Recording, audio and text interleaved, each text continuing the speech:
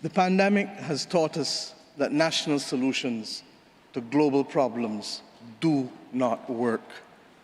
We come to Glasgow with global ambition to save our people and to save our planet. But we now find three gaps.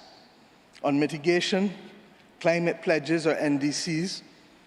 Without more, we will leave the world on a pathway to 2.7 degrees, and with more, we are still likely to get to 2 degrees.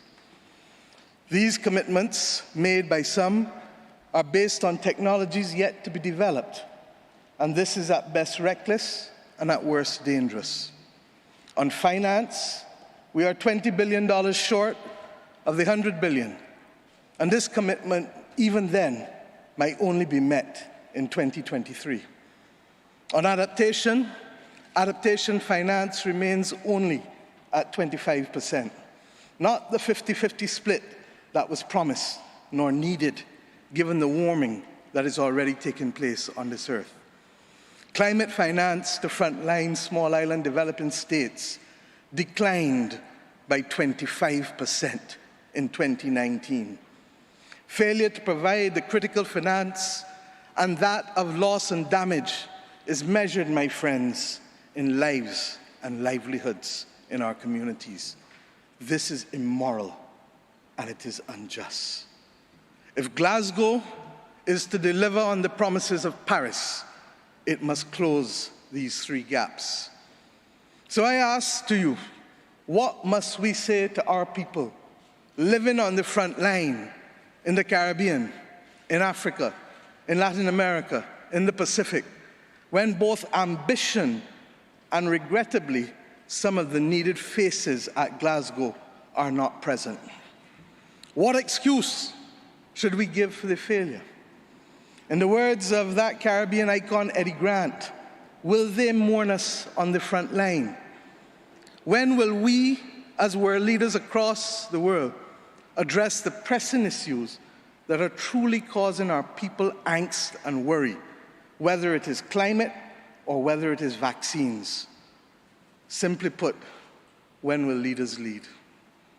Our people are watching, and our people are taking note. And are we really going to leave Scotland without the resolve and the ambition that is sorely needed to save lives and to save our planet? How many more voices and how many more pictures of people must we see on these screens without being able to move? Or are we so blinded and hardened that we can no longer appreciate the cries of humanity? I have been saying to Barbadians for many years that many hands make light work. Today, we need the correct mix of voices, ambition, and action. Do some leaders in this world believe that they can survive and thrive on their own? Have they not learned from the pandemic? Can there be peace and prosperity if 1/3 of the world literally prospers and the other 2/3 of the world live under siege and face calamitous threats to our well-being? What the world needs now, my friends, is that which is within the ambit of less than 200 persons who are willing and prepared to lead. Leaders must not fail those who elect them to lead. And I say to you, there is a sword that can cut down this Gordian knot, and it has been wielded before. The central banks of the wealthiest countries engaged in $25 trillion of quantitative easing in the last 13 years. 25 trillion. Of that, 9 trillion was in the last 18 months to fight the pandemic.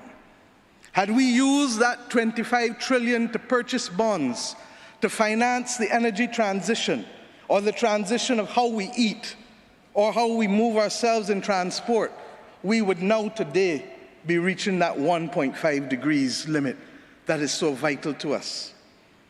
I say to you today in Glasgow that an annual increase in the SDRs of $500 billion a year for 20 years, put in a trust to finance the transition, is the real gap, Secretary General, that we need to close. not the 50 billion being proposed for adaptation. And if 500 billion sounds big to you, guess what? It is just 2% of the 25 trillion. This is the sword we need to wield. Our excitement 1 hour into this event is far less than it was 6 months ago, leading up to this event. Can we, with those voices and these speeches from Sir David and others, find it within ourselves to get the resolve to bring Glasgow back on track? Or do we leave today believing that it was a failure before it starts? Our world, my friends, stands at a fork in the road. One no less significant than when the United Nations was formed in 1945. But then, the majority of our countries here did not exist. We exist now. The difference is we want to exist 100 years from now. And if our existence is to mean anything, then we must act in the interests of all of our people who are dependent on us. And if we don't, we will allow the path of greed and selfishness to sow the seeds of our common destruction.